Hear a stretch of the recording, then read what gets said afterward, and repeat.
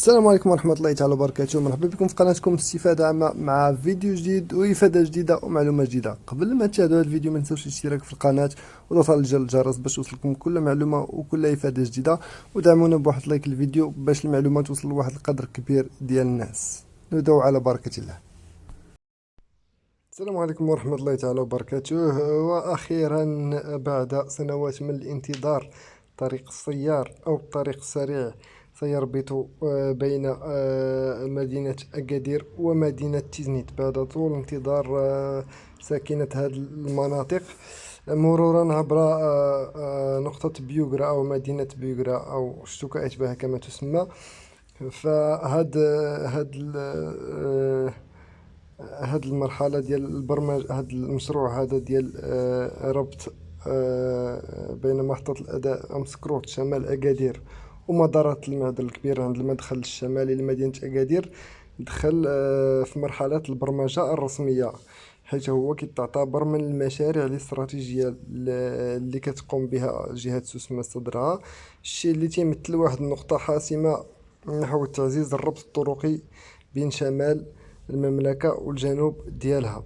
أي أن هاد ال85 كيلومتر المتبقية، أو هاد القطعة المتبقية بين تيزنيت وأكادير، فهي القطعة الوحيدة المتبقية لربط شمال المملكة المغربية بجنوبها. أي أن بعد إن شاء الله هذا المشروع هذا إلى بعد النهاية ديال هذا المشروع هذا إن شاء الله غادي نكونوا كملنا وقربنا بين الجنوب والشمال ديال المغرب. أي يمكن لك تجي من طنجة عبر طريق السيار من لوتوروت من طنجة حتى للداخلة كلها أوتوروت، وتقدر من وجدة حتى للداخلة كلها أوتوروت. أي أن إن شاء الله غادي تكون الطريق بعد اكتمال هذا المشروع هذا غتكون ربطنا المملكة جنوب شمال المملكة بجنوبها. هاد الموسوعة هذا اللي بقى دخل، هاد المشروع هذا اللي بقى دابا فدخل قريبا دابا بداو الدراسات ديالو الجيوتقنية الخاصة به، وقد أفادت مصادر ميدانية أن هاد المدة ديال هاد الدراسات هذه تحددت في 4 أشهر وفق المعطيات الأولية. والطول ديال هاد الطريق السيار اللي غيربط بين مدينة أكادير وتيزنيت فمرورا بشرق مدينة بويغرا غادي تكون المسافة ديالو حوالي 85 كيلومتر، وغادي يربط بين الطريق السريع ديال تيزنيت الداخلة.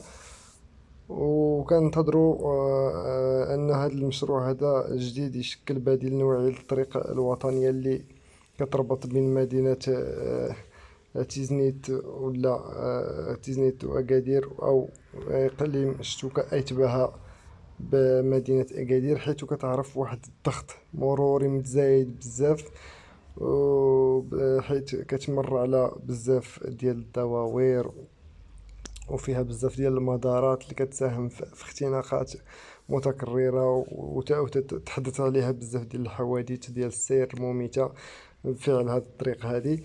فعلى الأقل دابا هاد المشروع هذا وهاد الطريق السريع غادي يسهل الحركة ديال نقل البضائع من الجنوب لشمال المملكة، وغادي يسهل نقل البضائع أيضا والأشخاص بين مدينة أكادير وتيزنيت وجنوب المملكة، خصوصا أن هاد المسافة هادي اللي ما كتفوتش 90 كيلومتر كتمثل واحد الامتياز اللي هو زوين على مستوى هاد النقطة هادي ديال طريق السيار. وإن شاء الله نتمنى أن هذا المشروع هذا يكمل في أقرب وقت. وهنيئا للساكنة ديال هاد النواحي بهاد المشروع هذا، حيث هما أصلا كانوا كيعانيو من بزاف ديال الحوادث ديال السير ومن الضغط ديال المرور ومن صراحة مشكل كبير كانوا كيلقاوه في هذا نقل البضائع ديالهم وغير نقل الأشخاص، الترونسبور بين مدينة أكادير وتيزنيت، ولا بين مدينة أكادير وقلميم والمناطق الجنوبية، أو مدينة بيوغرا. دابا غتكون هاد الطفرة أو هاد التحول هذا غيكون غادي ينفع، غادي يرجع بالنفع للناس ديال هاد المناطق هادي. وغادي يكونوا على الأقل حتى اللي بغى يمشي لشمال المملكة أو المناطق الداخلية بحال كازابلانكا بحال مراكش، فغادي تكون سهلة ليه. هاد الطريق السيار غيسهل المأمورية، خصوصا في نقل البضائع أو في الاقتصاد ديال هاد المناطق، ولا السياحة. السياحة غادي يسهل. وهذا الانجاز هذا غادي يعزز الجاذبيه ديال الجهه ديال سوس مستودرعه اقتصاديا وسياحيا، وغيساهم في رفع الجوده والسلامه ديال التنقل من الشمال للجنوب، واللي كتعتبر من اهم الحوايج بالمملكه. هذا ما كان في هذا الفيديو هذا. كنتمنى انكم استفدتوا من هذا الفيديو هذا.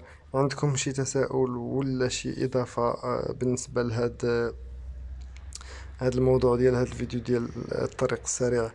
عندكم شي اضافه ولا عندكم شي حاجه واش نتوما مع ولا ضد هذا الطريق السريع؟ فخليوه لينا في لي كومونتير. نتمنى ان شاء الله نشوفكم في فيديو جديد وفي موضوع جديد، والى اللقاء ان شاء الله. وإلا عجبكم الفيديو قبل ما تخرجوا منه ما تنساوش ديروا تشتركوا في القناة. بالنسبة للناس اللي كيشاهدونا لأول مرة، اشتركوا في القناة وضغطوا على زر الجرس باش يوصلكم كل فيديو وكل إفادة جديدة، ودعمونا بواحد لايك الفيديو باش المعلومات توصل لواحد القدر كبير ديال الناس. وإلى اللقاء إن شاء الله في فيديو آخر.